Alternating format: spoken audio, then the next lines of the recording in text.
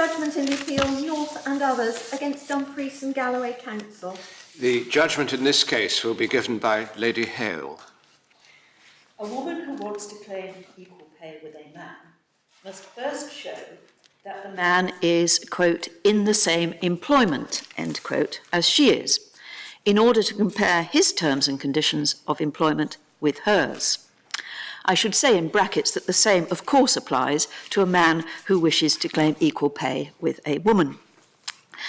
She then has to prove that they are doing the same work, or work which has been rated as equivalent, or that the work she does, although quite different, is of equal value to the work which he does. She is then entitled to have any less favourable term of her employment made the same as his, unless the employer can prove that the difference between them is due to some material factor other than sex. This case is about whether the women claimants are in the same employment as the men with whom they wish to compare themselves.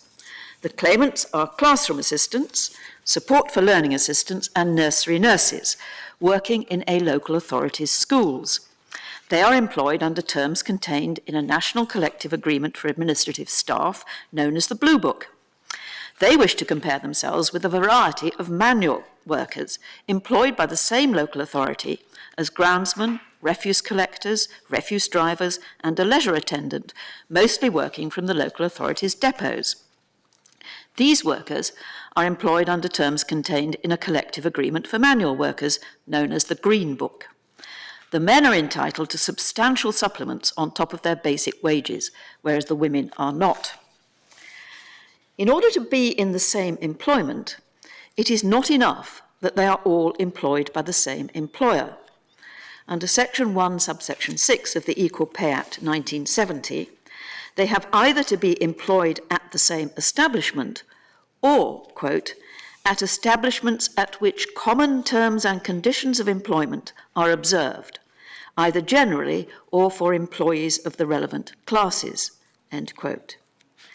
It has already been decided in the highest court that the men and the women do not have to have common terms of employment, because the whole point is usually that they do not, and the women want their terms to be brought up to those of the men. It has also been decided that the women can compare themselves with men, none of whom work in the same place as they do, because otherwise employers could easily avoid the act, for example, by having their female administrative workers working in one place and their male manual workers working in another. What has to be shown is that if the men were to be employed in the same place as the women, they would have broadly the same terms and conditions as they do now.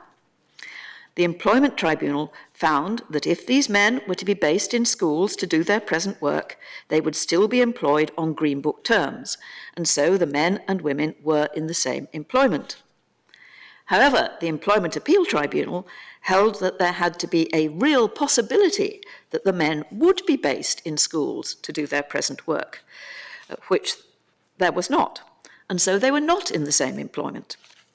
The Court of Session held that there was no need to show such a real possibility, but that the evidence did not support the Employment Tribunal's conclusion that if the men were to be employed in schools to do their present work, it would be on Green Book terms. The women appealed to this court, which unanimously allows their appeal.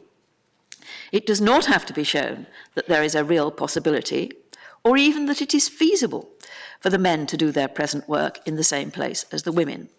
All that has to be shown is that wherever the men were employed to do their present work, their terms and conditions would be broadly the same as they are now. The Employment Tribunal had been entitled to find that this was so. The case must therefore go back to the Employment Tribunal for the next steps to establish whether the women's work is of equal value to that of the men, and whether there is an explanation for the difference in their pay, which is other than the traditional discrimination in the rewards offered for the work done by men and the work done by women.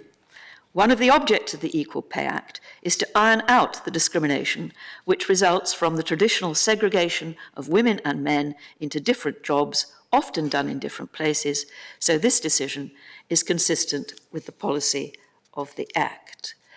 I would also like to add, at the end of this morning's proceedings, how sorry we all are that this is the last occasion on which Lord Hope will preside as Deputy President of the Court over the giving of judgment. Thank you very much indeed. It's a very happy occasion for me in a way that the last appeal that I've heard a judgment being given in comes from Scotland, where I've spent so much of my time. The court will now adjourn.